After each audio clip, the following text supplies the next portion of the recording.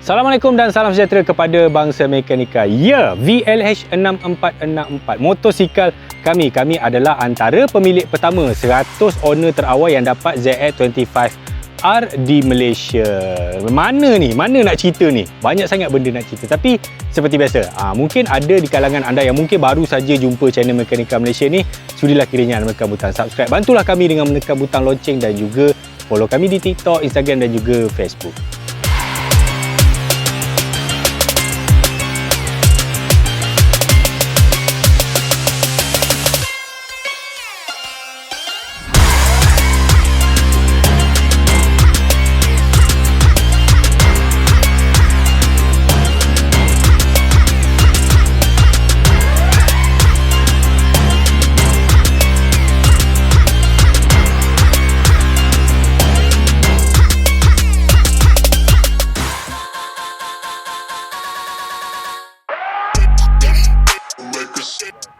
Kawasaki ni memang pembuat motosikal yang sangat king dalam menghasilkan motor sports bike kecil 4 silinder. Kalau anda masih ingat, sebelum model ni lahir dia dah ada. Masa tahun 90-an dia keluar ZSR 250. Itu 4 silinder, 4 strok yang terkecil ada dalam pasaran. Tapi motor tu besar dengan hos mesin basuh. Kita panggil ZSR mesin basuh masa tu. Motor tak laju bunyi sampai dulu. Tapi teknologi pada masa itu ialah motor 4 silinder pakai karburator kan. Dan 20 tahun lebih selepas tu pada 2020 Kawasaki datang balik. Dia buat balik 250 4 silinder. Pada 2020 itu model yang pertama. Okey, model yang masuk di Malaysia. Okey, dekat Malaysia dia pakai badge Modenas. Nampak? Besar dia tulis Modenas kat situ. Kami memang takkan buka logo ni. Kami bangga dengan jenama Modenas. Okey, dia masuk pada tahun ini.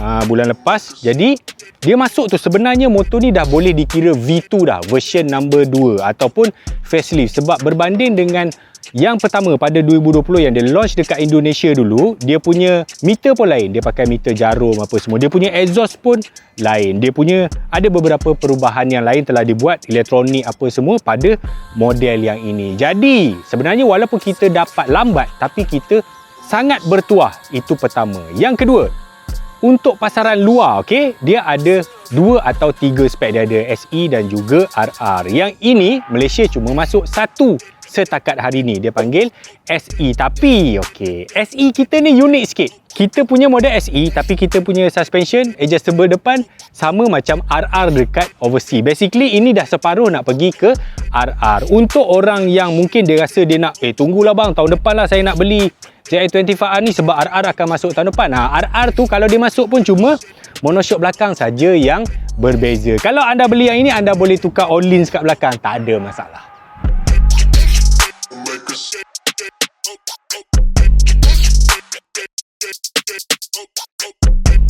Kami tak nak cerita sedetail-detailnya tentang spek. Saya rasa ramai YouTuber lain, TikTokers lain dah cerita tentang spek-spek pada motor ni. Number siapa semua, horsepower apa semua. Itu semua dia orang dah cerita.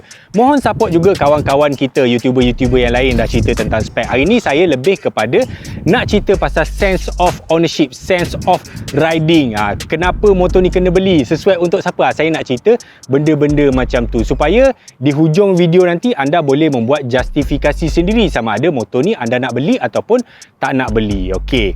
Yang pertama saya nak cerita pasal design. Bila kami buat video dekat TikTok apa semua, bukan banyak lah, ada jugalah komen yang kata, bang, sekali tengok bentuk dia macam Ninja 250 je, tak ada beza, livery, eco semua beza sikit-sikitnya.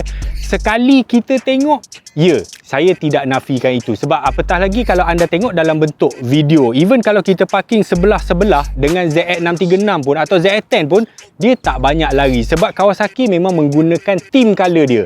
Ni hijau ninja dia, color dengan hitam. Jadi tengok dia tak tulis besar-besar pun ZX25R, tak ada, dia tulis kecil-kecil je kat situ. Tapi kalau anda memang seorang pencinta ZX25R, anda akan dapat membezakannya. Dia punya chassis ni totally lain berbanding dengan Ninja 250. Chassis, kerangka dia semua lain. Enjin apatah lagi, dia bukan enjin yang ditambah strok, tambah silinder, bukan. Crank dia semua besar, base enjin lain dan juga silinder dia pun lain. Kalau tengok dekat bahagian depan dia ada lubang besar tu, memang center ram air system dia sedut masuk dekat situ. Dia punya fork pun lain, dia dah pakai USD 37mm tu memang cukup gemuk untuk motor 250cc. Kat bahagian sini pula kita boleh nampak exhaust dia gemuk, dan exhaust ni juga lebih besar berbanding ZX25R versi 2020 sebab model ni dia dah comply regulation emission Euro 4 yang itu kita bincangkan sekejap lagi. Even tayar belakang dia bersaiz 150. 250 yang ada dalam pasaran sekarang majoriti memang pakai tayar paling besar pun 140 belakang. Cuma yang ni dia masih lagi pakai 110.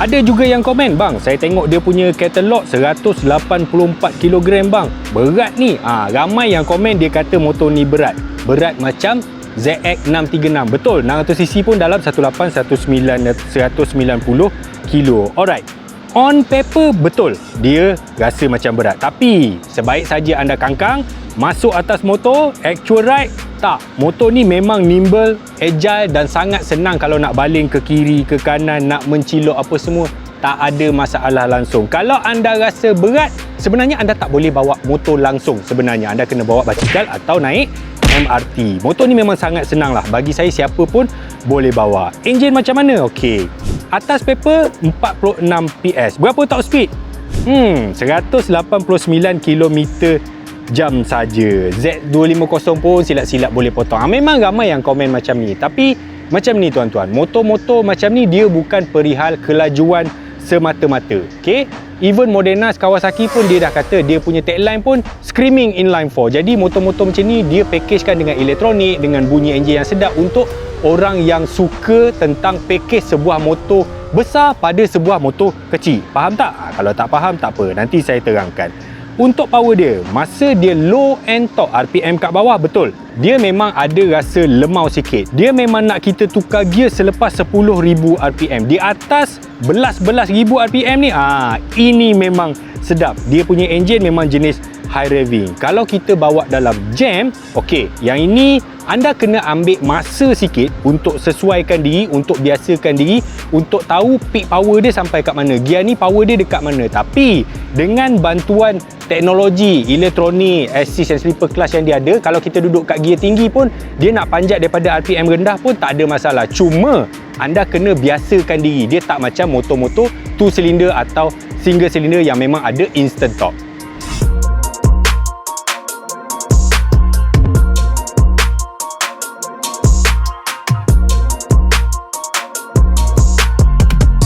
Namun, kami ada satu teori. Power dia ni mungkin tersekat disebabkan ni, emission Euro 4 tadi. Sebab kalau kita tengok dekat exhaust dia, memang sangat-sangat kecil dia punya outlet dia. Tengok outlet dia kecil, dia punya catalytic converter bapak besarnya bawah tu. Sebab apa? Okey, dengar baik-baik. Motor ni memang dicipta untuk global, pasaran global. Dia bukan untuk Asia saja, bukan untuk Japan saja, dia untuk seluruh dunia. Jadi Kawasaki perlu menepati piawaian yang paling ketat di dunia, iaitu Euro. Jadi motor ni dia melepasi Euro 4. Euro 4 ni dia macam ni tuan-tuan. Setiap motor dia ikut cc. Okey, kalau 250cc dia punya desibel bunyi tak boleh lebih sekian-sekian. Kalau 500 sekian-sekian. Kalau 1000cc sekian-sekian. Sebab tu kita tengok motor lagi besar, lagi kuat bunyi dia walaupun exhaust standard. Sebab tu Harley Davidson dia punya cc sampai 1800, 2000 sebab dia nak menepati piawaian tu tadi. Dia lagi senyap, lagi tak keluar lah power dia. Tengok lagi sekali dia punya tip exhaust dia memang sangat-sangat kecil, dan saya rasa itu yang menyebabkan power dia tidak keluar. Jangan bimbang sebab motor ini kami akan buat projek, dan memang next projek kami akan tukar dia punya exhaust ni full system. Kita nak buang catalytic converter dekat bawah ni, jadikan dia 4-in-1 dan straight terus sistem dia. Kita dyno lepas tu tengok feel dia bawa macam mana pula. Sebab apa? Sebab motor ni nikmat sebenar bila kita pakai dia adalah bila kita dengar bunyi enjin dia yang merdu. Jadi dia akan paksa kita tukar pada RPM tinggi. Bila kita tukar RPM tinggi dengan quick shifter, dia akan bunyi Itu yang kita nak. Apatah lagi dia ada traction control, simple clutch, ABS, riding mode, quick shifter tu up and down. Mana lagi nak cari motor baru 250cc harga 30,000 dengan built-in quick shifter daripada kilang. Quick shifter daripada kilang dia tak sama dengan quick shifter yang kita pasang aftermarket. Aftermarket ni dia tidak akan dapat se-smooth yang macam mana kilang buat. Sebab kilang dia dah buat daripada dalam kilang tu.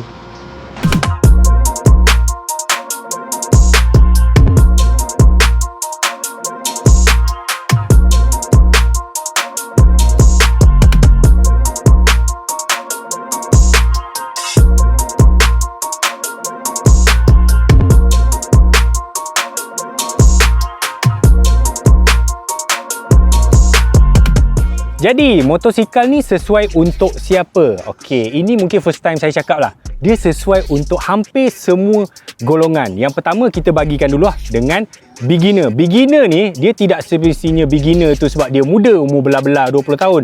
Umur 40 pun ada yang beginner. Ada umur 40 dia tak pernah pakai sport bike. Jadi kita kategorikan sebagai beginner. Beginner bike. Maksudnya kalau mampu beli 30 lebih punya motor 250cc tak nak upgrade license. Jadi anda kena beli motor ini. Anda dapat sebuah package sport bike besar. Maksudnya sport bike yang 600cc, 1000cc tapi pada body 250. Motor ni memang sangat nimble. Anda boleh nampak kedudukan saya duduk dekat sini dan tangan saya kat sini. Jadi memang relax. Motor ni kami dah bawa hari-hari, bawa dalam jam, bawa pergi konvoi. Itu hari abang beras pergi sampai Desaru, dia ride daripada sini sampai Desaru. Bayangkan orang umur 50 lebih boleh ride sampai 5-6 jam macam tu. Memang dia kata memang tak ada masalah langsung. Memang dicipta untuk beginner. Betul, ada dekat luar sana kata, sebaik saya beli MT-09 second hand, Z8 second hand lagi laju lagi. Sebenarnya bukan semua orang memerlukan kelajuan. Ini berlaku saya ingat masa Z8 mula-mula keluar. Motor murah, 40 lebih. Jadi banyak orang yang tak biasa bawa motor besar, dia beli motor tu. Bayang motor 100 lebih horsepower dengan orang yang dulu bawa LC, bawa Waisuku. Dia tak boleh handle, dia tak tahu kat mana kemampuan motor tu, bila waktu nak braking, lean tu nak naik bila masa naik dekat apex. Jadi benda-benda ni yang bahaya dan banyak sangat kematian dan aksiden berlaku pada masa tu. Jadi jika anda mungkin rasa nak belajar, nak ke into sports bike, anda boleh beli model ni. Jadi kalau anda rasa boleh control sebab rasa dia punya agile, nimble dia kan, memang senang motor ni. Kalau rasa boleh dan sikit-sikit naik sikit-sikit pergi 400cc, 600cc dan akhirnya 1000cc. Itu pun kalau nak upgrade. Kalau tak nak upgrade pun tak ada masalah. Golongan yang kedua, orang pencet, orang dah retired macam umur macam saya lah, almost 50 macam ni. Kita orang dah tak berani untuk bawa motor laju-laju. Betul, ada kawan-kawan saya yang umur 50 lebih, 60 lebih masih lagi rembat 200 lebih ikut budak-budak muda. Tapi tidak, saya memang dah tak berani langsung dah bawa motor lebih daripada 200km sejam. Jadi motor-motor macam ni dengan power yang dia ada, dengan handling yang dia ada, dengan safety yang dia ada, dengan features yang dia ada, dia membenarkan kita pakai motor ni maksimum. Maksudnya kita boleh full throttle, kita boleh rasa semua teknologi, semua features yang dia ada. Kita bayar dan kita dapat pakai semua. Analogi dia macam ni. Ada setengah orang dia suka beli iPhone tapi dia tak tahu pun pakai apa benda yang function-function dalam iPhone. Ada 3 kamera tapi selfie pun tak pandai. Dia analogi dia macam tu. Yang ketiga, untuk second bike. Okey, setengah orang memang daily dia tak suka langsung bawa motor-motor yang sport bike macam ni. Mungkin daily dia adalah skuter. Dia tak nak kasut dia basah, dia nak senang bawa barang, dia nak senang pakai raincoat. Jadi memang ada orang macam tu. Tapi weekend dia nak satu motor yang dia rasa dia boleh enjoy riding, dia puas, tidak mahal dan dia boleh handle. Jadi untuk second bike saya rasa boleh. Motor ni memang boleh ikut pergi konvoi, pergi mana kan nak. Orang setakat kalau nak ikut yang 600-800cc, berapa kerap dia orang nak tekan 200, 220, end up dia akan maintain 1718, which is motor macam ni boleh ikut. Tetapi kalau anda boleh bawa santai 14, 15, saya rasa itu yang paling enjoy lah. Sebab motor ni chassis dia memang sangat sedap, suspension dia memang sangat kompos.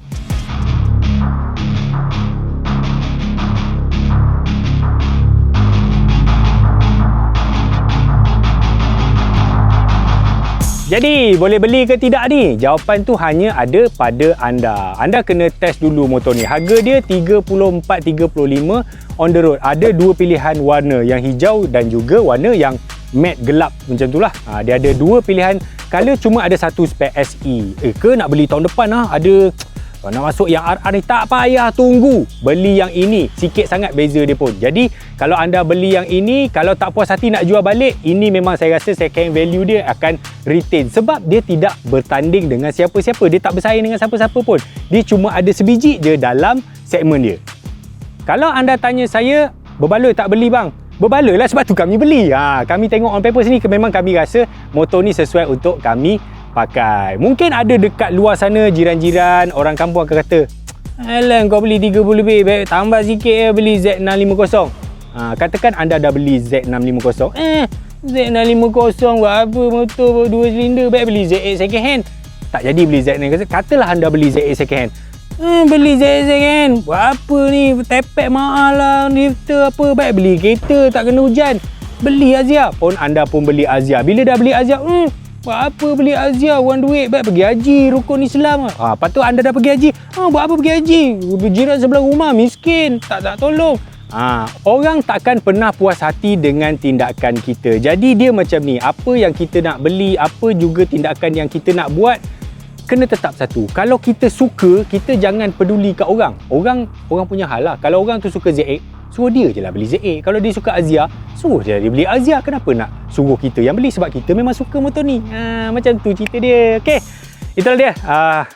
Jangan lupa untuk tunggu episod-episod seterusnya daripada kami, sebab kami akan buat projek motor ni. The next memang exhaust dia lah bakal ditukar. Nanti anda follow, subscribe dan tekan lonceng